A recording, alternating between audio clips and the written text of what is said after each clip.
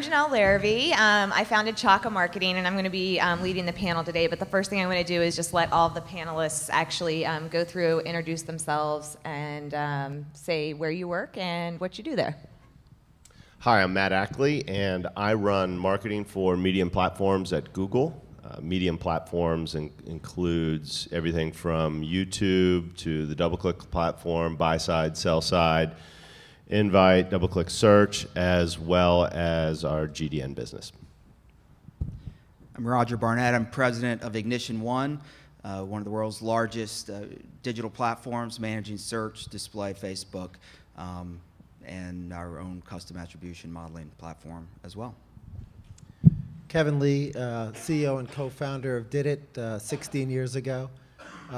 We're a managed technology and agency hybrid, so we have both agencies and marketers as clients.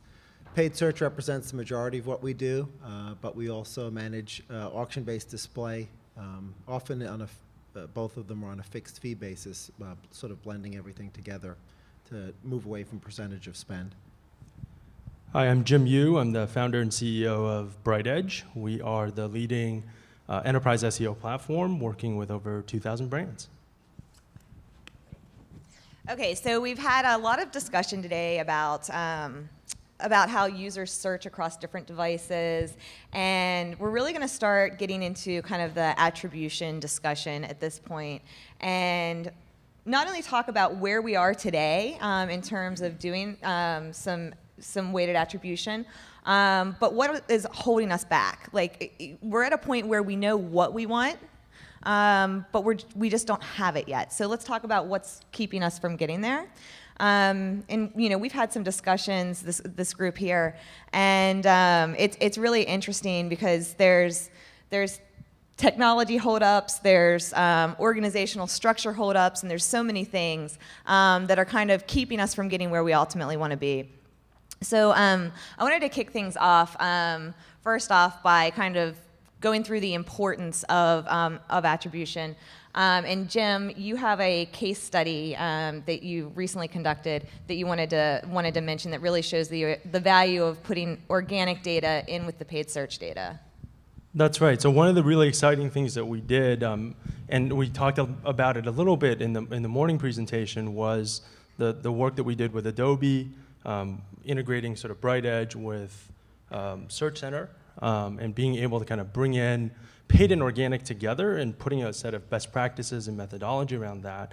And we were able to basically drive a 44% increase in ROI by shifting the spend, right? Looking at the areas where, you know, where you're ranking really well organically, shifting the spend on the paid side over to the keywords where you aren't ranking as well. And one of the really interesting things that we found is that you really have to test, right? It's the cannibalization behavior versus additive behavior varies a lot by keyword type. And so at the heart of it, you have to be able to drive automation in that, right? So in order to actually drive that lift, you have to test, and you have to test at scale, and then you have to have automation to enable all of that. So I think ultimately that drives a lot of ROI. Just out of curiosity, can everyone in the audience that's using a third-party platform to manage paid search raise your hand? And keep your hand up if you are using that same platform to measure display. Keep your hand up if you're tracking email. Do we have any hands left? I have one. No one? Yeah.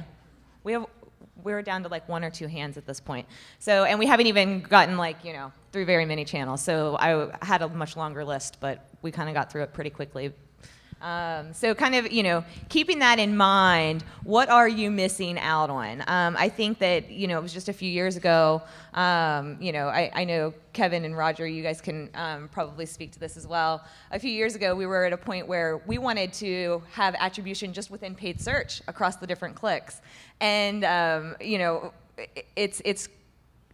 it's evolved so much to this point. Kevin, do you want to jump in and speak a little bit about some of the technology challenges?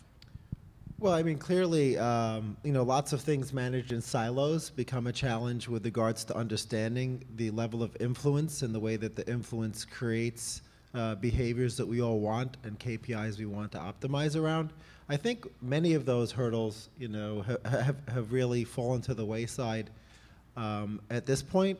One can create the dashboards that one wants. I think that's probably despite the fact that in itself is hard, I think the harder challenge for a lot of the marketers is the fact that a dashboard really it's sort of more like a rearview mirror. It only tells you what happened in the past. You need to be able to construct environments to run experiments so you truly understand the value add of everything that you're doing. And that's not attribution, that's media mix modeling. And in order to really delve into media mix modeling, we all have to try to remember economics. Anybody have to take economics besides me? I took it a lot because I majored in it and then took it again at grad school.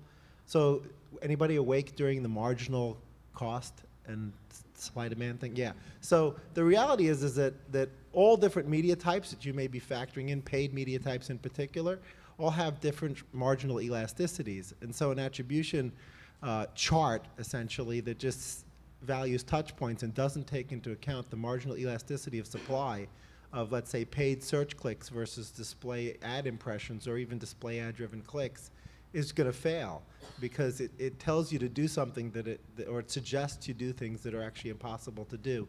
Because search at the margin is highly inelastic, and then display at the margin is typically much more elastic, and those are just two media types. So I think that the math is catching up to everything. And the only other point I would make before I pass it on is Candace made a great point too, is the fact that clients are still siloed into this idea that there's direct response budget and there's brand budget, and until that changes, I think the technology won't solve anything. Yeah, I mean, I'd just jump in on that. I think before I was at Google, I ran online marketing at eBay for a number of years, and we had quite a big budget, and we were a public company.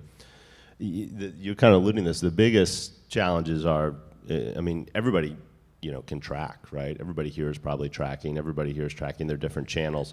The biggest challenge is, in my view, is at least in my experience, online's too measurable in this area, in the sense that my biggest so-called enemy was the finance department, right? And attribution modeling. I mean, I would argue at eBay, we ROI'd ourselves to death over the years because of just we had a 1 hour post-click, last click attribution model for search, and the item that was purchased had to have the keyword in the title that we had actually bought in order to get recognition for it or attribution for it. So to me, a lot of the biggest challenges here are organizational and getting people to think differently, that even if you to the extent we can track it and so forth, it's just understanding how to convince people that all this stuff works together and come up with an appropriate model that is acceptable is 90% of the challenge. So thinking about how they're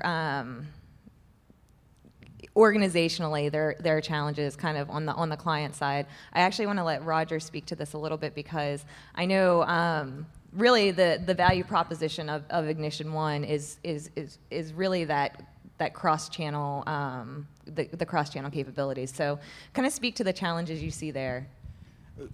I think the best way to think about it is marketing departments within organizations and oftentimes within agencies haven't evolved the same way user behavior has evolved. Before, the user did approach digital media in siloed ways, but now with device proliferation and this consistent messages across multiple platforms and channels, users are doing the entire search funnel online. They're doing research and they're converting all online, but marketing departments still think about things in a siloed way. And the organizations still develop budgets per marketing channel by and large. And then they optimize within those and oftentimes don't really see the value of how the channels are interacting with each other, how display views interact with paid search queries, for example, and clicks, and how to take advantage of that in real time. I just wanted to kind of throw this question out there. Even if we make that organizational change and companies are working in a outside, there's one big marketing group and everybody's working together. I think that there's still information we're missing. And, it's kind of come up a couple times today already about, kind of Google limiting the data that is available from the organic perspective.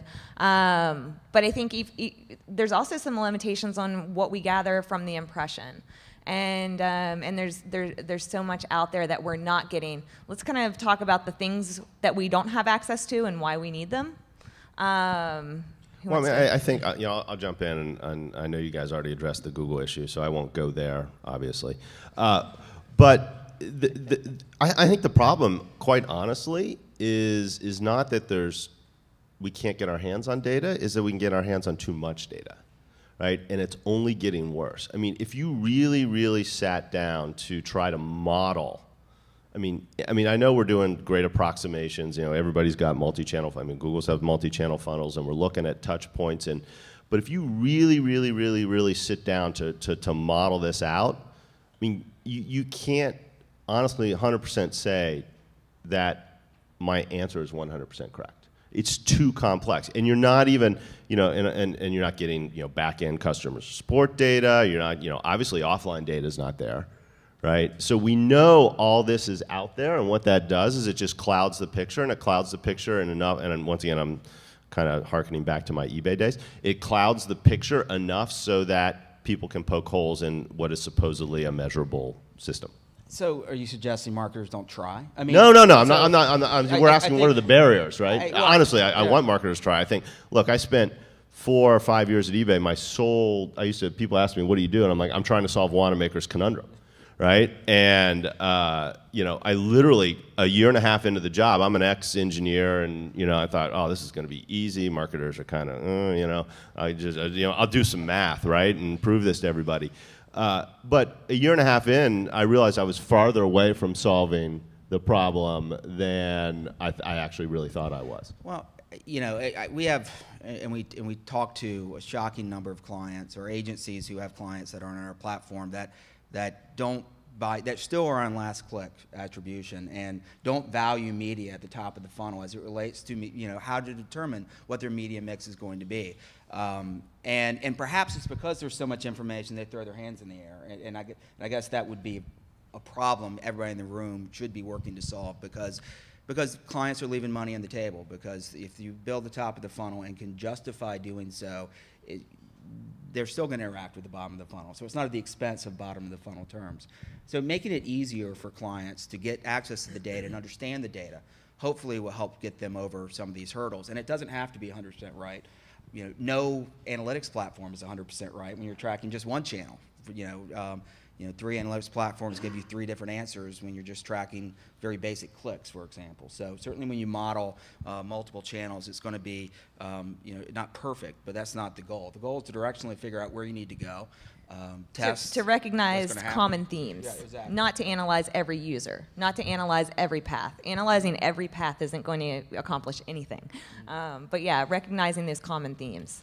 I think the other, I think the other dimension of all this is that it's about quick wins, right? That's what I think was really, that's why we've taken a very case study based approach and a methodology approach to these problems, because I don't think it's about measuring and getting more metrics across every single channel and putting more and more complexity behind it, but there's really basic things you can do to bring, for example, paid and SEO together, or SEO and social together, and you can drive real lift. And there's a lot of low-hanging fruit, and that's part of what, I think there's a technology side and then there's an organizational side, right? And part of it is having quick wins that you can demonstrate to the rest of the organization so you can align and get more, sort of drive more sort of an integrated strategy as a result of those quick wins. And I think that's where there are those patterns, right? And I think the low-hanging fruit is paid and organic, organic and SEO. I think those are very clear areas where you can drive a lot of synergies between those channels fairly quickly and easily. One thing that's fascinating to me is structurally there are some real ironic elements, right? So the larger the advertiser and marketer is, the more data they have available to them with regards to determining if there are quick hits and low-hanging fruit, et cetera. but they also tend to be the most siloed organizationally, both at the client side and at the agency side, right? So they have the most inertia, yet they have the most data, whereas a small to medium-sized advertiser or marketer online, you know, may have just a single agency, or maybe it's completely in-house, and so they're actually constrained by the fact that it takes a lot of longitudinal data to make a decision, and they're actually all 100% behind it, because the same person actually is in charge of the brand budget, the direct response budget, the earned media budgets, et cetera. They're monitoring social. And so hypothetically, that dashboard would give them actionable information, but they're just not big enough to get statistical relevancy, right? So you just get these really weird scenarios where the marketers that you would think would be most empowered often are stuck with the most inertia. And I'll sort of poke fun a little bit at the agency world, because if you think about the sort of agency holding company type agencies, and you look at the amount of energy that it takes to plan and deploy digital media in comparison to the amount of energy it takes to plan and deploy traditional media, the hours per dollar spent that it requires to do it, even with mediocrity, is way off the map compared to like buying a Super Bowl spot. Like, oh yeah, let's buy a Super Bowl spot, $2 million, get the bill it out, boo, boo, boo, let's charge for production. Ooh, look, we get to add 15% to this, you know, and that's easy compared to let's deploy $4 million a month into a holistic digital plan across this entire ecosystem. That's going to take lots and lots of hours. And so that inertia at the agency side is not looking to move towards, oh, well, let's just still charge our fees and let's get paid the same amount and do 4 times more work. You know, maybe that's a conspiracy theory, but, you know, I don't think there's a lot of, at the C level, a lot of necessarily pressure to change the status quo in media mix as a result of that. Chris can answer that because he speaks for the agency holder. I just wanted to, and when you think about what's being left on the table by not knowing, Matt, would you say that your opinion is that it's not being left on the table because we're overanalyzing things? No? No. I was just, we were talking about barriers before, and I was just pointing out, I think there's just, and it's a little bit to what you were just saying, it's daunting, right? It's daunting. And there are people that are entrenched. I was just coming at it from more of an organizational perspective, because I know that, look, the analytical models are going to get better, the technology is going to get better, you know, we're bringing the platforms together, a lot of companies out there are bringing the platforms together, you know, to look across channels. You know, I talk to other companies in the space. You know, the nice thing about being out in the Valley, you hear about people, what people are raising money for and so forth. I mean, I was talking to some folks who wanted to raise money last week for like a back-end data model to kind of start to bring on, you know, everybody, there's a lot of people going after this problem. It's going to get solved technically. I think a lot of times, though, a lot of us being technology folks, and, you know, we just overlook the organizational stuff and the personality stuff. And, you know, I mean, the biggest thing, once again, you know, channel back to my eBay days, the biggest change I made organizationally back in 2007 is I combined my display, search, and affiliate groups under the same person, right? And all of a sudden, a lot of those problems go away. I think someone was referencing that before. It just goes away, and then people start to look at, hey, what is my optimal mix between? So that's all I was saying. I just think that the daunting nature of the challenge, and by the way, which is going to get more complex with more data coming online, it leads to some organizational entrenchment that I think slows us down. Yeah, I think as long as things as long as you are operating in silos within a marketing department, you leave yourself susceptible to the innate tendency to be territorial, and people, that's, you know, it's human nature, and I think that probably is one of the largest challenges that we face. But I think that it also happens in the agency world as well. I've seen it, you know. My company only does paid search, but we work with a lot of other agencies, and I see groups within agencies become very territorial over budgets. So it's more about, it can oftentimes be more about who's managing what than what's for the better good of the client. It happens client side too. We've had very, very large clients. I've got one very large client who was with me for, you know, close to 10 years, and of a very large multinational company, and we kept trying. We knew that a lot of activity occurred via the phone, so we said, can't we use at some level of granularity for call tracking? He said, no, no, we can't, because I don't get credit for that on my P&L. Okay. Speaking of call tracking, how many people have a large part of your business come through the phone? Are you tracking calls? Keep your hand up if you're tracking your call data back to the media channel. That's about half of the people. That's pretty good. Are you guys so specifically on kind of the technology side, so Kevin and Roger, if you can kind of speak to, do you have integrations with call tracking providers, and how is that kind of working into the overall modeling mix? We do. You know, a lot of our clients are national brands, but have local, you know, drive to store and other type campaigns that they're running. So we integrate with several different other providers and integrate them in the campaigns, and it works very well for understanding a more accurate representation of ROI for their search marketing. And how do you value a call? I think it varies wildly by both the industry you're in and the individual client. Sometimes the call, if it's to an automobile dealership, might be a proxy for what the value of a test drive might be or something. But you know, sometimes they're calling to make a hotel reservation, and you can actually tie that back to the individual click to understand what the actual value of the reservation was, or nay, did they actually use the reservation and contribute revenue. So it's either can be a proxy metric or actual revenue statistics. And did you have something? We've done integrations and also built some of our own tracking tools, and I think the important thing for the teams, both at the client side and at the agency side, to understand is it's really an attempt to understand directionally what to do, right? To leave the tracking on all the time is sometimes expensive. So really you just want to understand how do the relative values of the online lead transactions or commerce transactions compare to the phone-based lead transactions or call transactions, understand what the relative difference is in the ratios, and to see whether they vary over time longitudinally, et cetera, or by creative type. And we will typically, for most clients, go in and out of market with the tests to validate the information and make sure that the media mix is appropriate.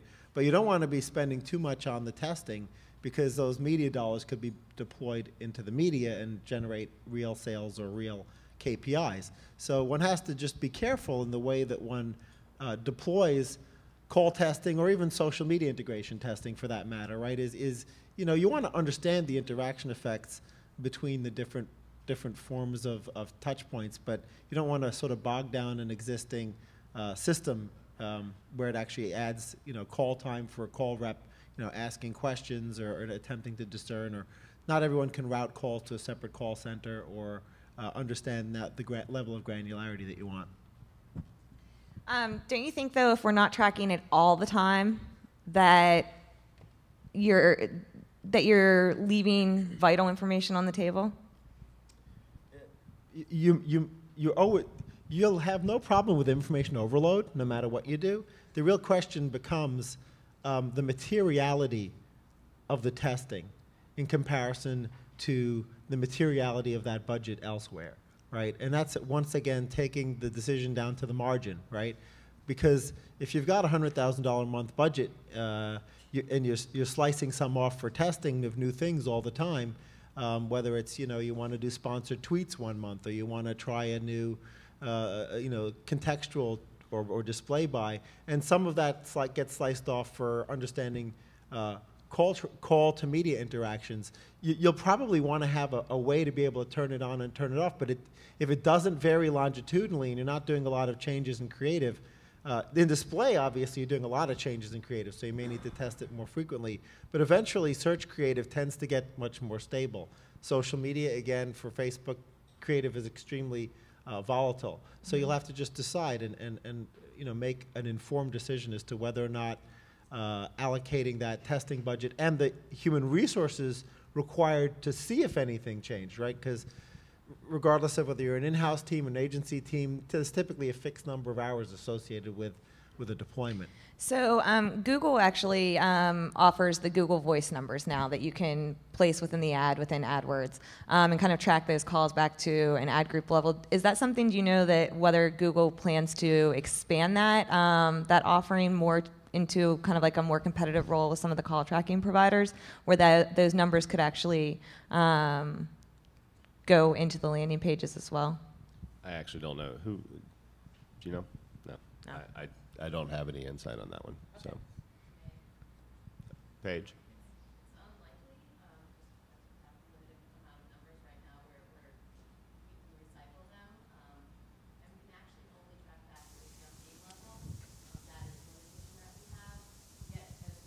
The ad group level or even the keyword level would be great, but there are a finite amount of numbers out there, and that's kind of our limitation right now. Okay, gotcha.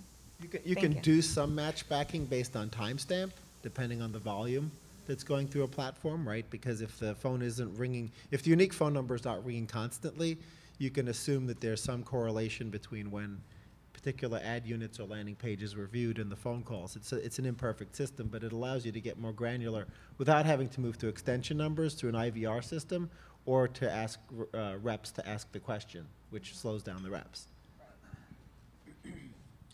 Do we have any questions from the audience? Comments? Can I ask a question just out of curiosity? Yes, you can. How many of the client folks out there have a person or two in their organization that has a graduate level degree in statistics?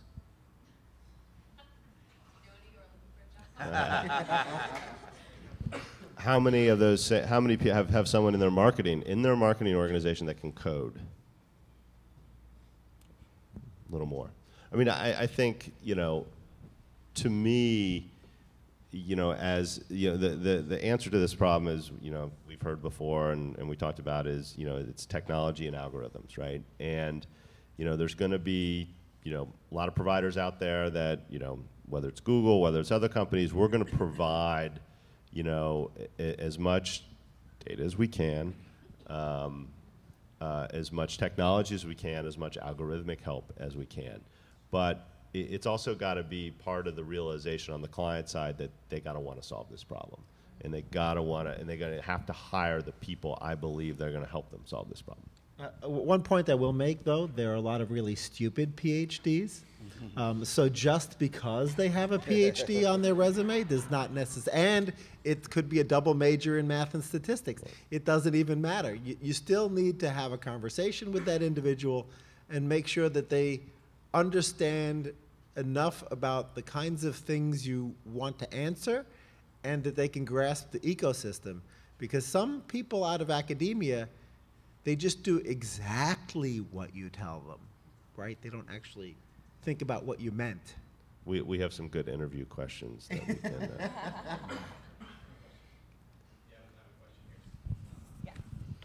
So question, I'm Billy Mungovan from Adobe, and I work specifically on Search Center and Efficient Frontier. So our company, as well as kind of Roger's company and several others in the room, and I would say all the agencies, we don't really care where you spend your money. So we can help you kind of break down those silos and kind of optimize your spend across channels.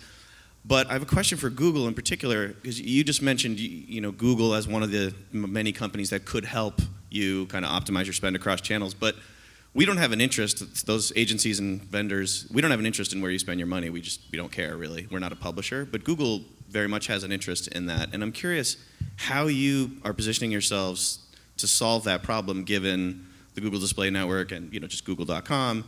And what's the end game for Google on that front? The end game, well, there's a secret room at Google with the end game. No. Don't retweet that. That was said in jest. It was already up there, google.gov, wasn't it? That was Yeah, said Dave. in jest. I'm Dave trying to tweeted be it. funny here. Don't. No, I think. Look, it's a multi-channel world, right? I mean, look at what we just announced today. Anyone here?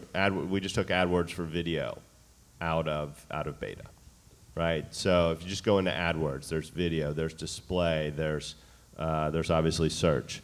If you look at, for a year now, we've had multi-channel funnels as part of our Google Analytics offering, and attribution modeling as part of the Google Analytics Premium offering. I think the perception that we're going to walk into your organization or whatever and just say search, search, search, search, search, search, search. I think if you look across the broad spectrum of the Google offerings, whether it's the stuff I deal with on a daily basis, the double click, but invite media. Invite media is something you can use to buy display media on other exchanges, right? So it's a multi-channel world with multiple touch points, and I think clearly, right, search is a valuable part of that ecosystem. But we at Google also feel that there's many, many valuable parts to that ecosystem. And at the end of the day, our goal, like you guys, right, is we want to build. We like to solve big problems, right? These are big, as I mentioned before. These are big, complex, data-rich problems, the type that we have a lot of people around there who are just itching to solve. And so we've rolled out, I think, a bunch of products in a bunch of different areas, over the last couple of years aimed at doing just that.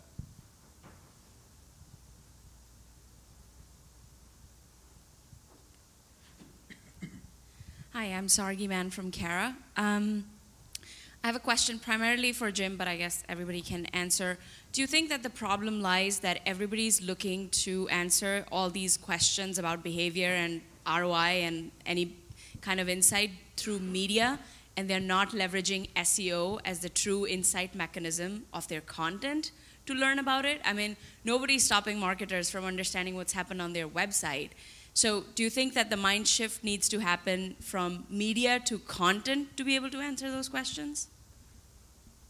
I think that's right. I think that's definitely a big dimension, is your content on your site, as well as how your content is doing in things like social and so forth, are all a piece of the puzzle, right? And I think when we look at it, we certainly think about all the organic channels, and then we think about how does that play, right? Because even a piece of content that you have on your site, you're going to want to push that out in a different way when you put it on Twitter. You want that to look more like a headline versus when you put it on something like Facebook, where you're going to want to add an image. You're going to want to create a broader engaging question, right? So even the content you have and how you push it out through each channel with the organic channels is very different, right? And so I think content is a huge part of the equation. I think your site, how it performs in search, how it performs in social across these different channels, and then how that ties together with paid media is all one piece of that puzzle. But one of the key things that I think we've seen a lot, again, is about those quick wins, right? Identifying what are the areas where you can take action, demonstrate results, do smaller tests to start driving more investments and more alignment around that kind of an approach. Out of curiosity, when you're working with clients and doing things like where you're integrating that paid and organic data, are they also assigning the media dollars against organic? Are they assigning and saying that here are the resources and the partners and all the things that we're doing to kind of fund our efforts there? Are they putting that in as like a media cost metric? Usually not. Usually not. Usually it's still looking, so paid and organic, usually they're still looking at sort of increase in lift of their, so there's kind of two main value drivers. There's increase in lift from how you shift your spend on paid, right? That's one area, right? So increase effectiveness and ROI on those dollars spent. The other side is opportunities that you discover through paid that are driving, that you can basically go after on the organic side and start driving value through that way. But in terms of cost attribution, on the organic side, we haven't seen a lot in that area. A little bit, but not a lot. What about you, Roger? Do you see clients doing that on your platform? Or is organic free? Organic, we give organic data for free on our platform, but if we don't have the pretty front end dashboards, but in terms of ranking by keyword and in terms of organic performance from an ROI perspective, and attributing that against paid search as well as display and Facebook and everything else, is part and parcel of what we do. So our clients use that data and do, and Jim mentioned before, do a lot of testing, because on some clients, it doesn't make sense, or some keywords for some clients, it doesn't make sense to bid at the top level for words if you're ranked already there in organic. For other clients, 1 + 1 makes 3 if you're at the top for both. And so a lot of that is just having the data and being able to test against that and making media decisions accordingly. One other thing I'd mention is SEMPO, the Search Engine Marketing Professionals Organization, does an annual State of the Market survey. And during the earlier years of the survey, we were always trying to get at were internal and external resources that were being deployed against sort of SEO as, to use the old school term, earned media, right? Because they sort of invest and it gets earned back.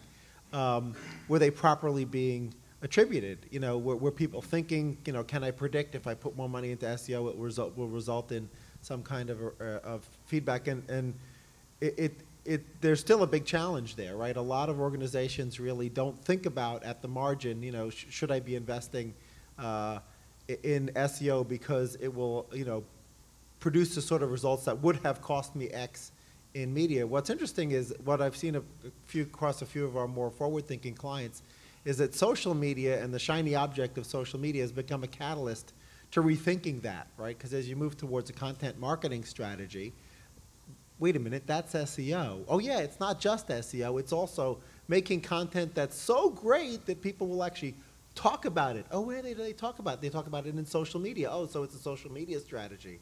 And so now, that whole internal thinking is being revisited from, under the new buzzword, content marketing. But, that used to be an SEO bucket. Hi, Luke Coltrane, Overstock.com.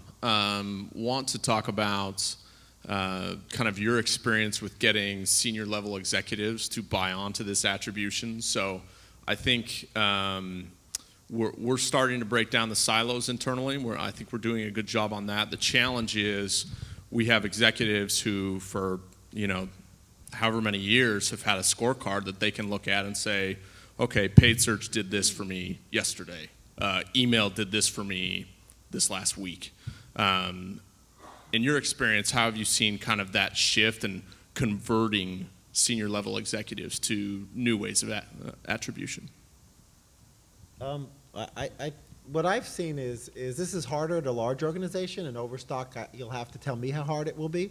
But if you can get certain levers under your control and do a longitudinal test where you actually use social media and search as much as a metric as you do a media, it demonstrates the interaction effect, right? Because you may not be able to buy the Super Bowl spot and look at the ComScore pre-post numbers that come out and say, look how much of interaction effect our Super Bowl spot had. But you may be able to do, east-west split test emailing, or you may be able to heavy up on display within certain DMAs and show the interaction effect in search between the heavy up in display and the search interaction effect, or there may be levers at your control, and if you can jump outside of purely the digital spend and actually get your offline agency to cooperate with you in understanding the impact that their media planning and creative is having, right? Because sucky creative won't move the needle anyway, right? So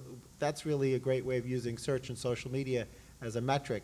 And I think that can be illustrated in a very simple chart that even an executive could get. That even an executive could get that. Short of working with your agency or your technology partners to sit down and with you to help you pitch internally as to why this is important, running a small test that you can do yourself. I agree with Kevin that you can actually show results. Executives do speak to numbers. Hey, we did a limited test, a little outside the charge, but I wanted to see if this theory proved true. Sure enough, with a small test, our ROI went up by X. Really would like permission to expand this test a little bit more to see if it can scale. Those types of things are usually successful. I think it also depends. I'm trying to channel back to my eBay days, and I think I spent 6 months trying to convince executives it was ROI positive to buy keyword eBay. it's hard, right? It's as you point out, it's a new world. It's people. You know, the biggest I think thing you can do is be open, right? Share. You know, of course, you can do PowerPoint presentations and do analysis and you know, in your one-off meetings or quarterly updates, and that's all great. But at the end of the day, I have found, and I don't know if this is true in other organizations, that the online marketing orgs tend to be kind of a step further down this road, obviously because we have more data and it's more trackable. So how do you share and how do you bring other channels along with you, right? I think is key to doing that. I mean, once again, hearkening back, I think I probably, you know, as the online marketing guy at eBay, kind of burned some bridges. Oh, you know, we're smarter than everybody else because we have more data.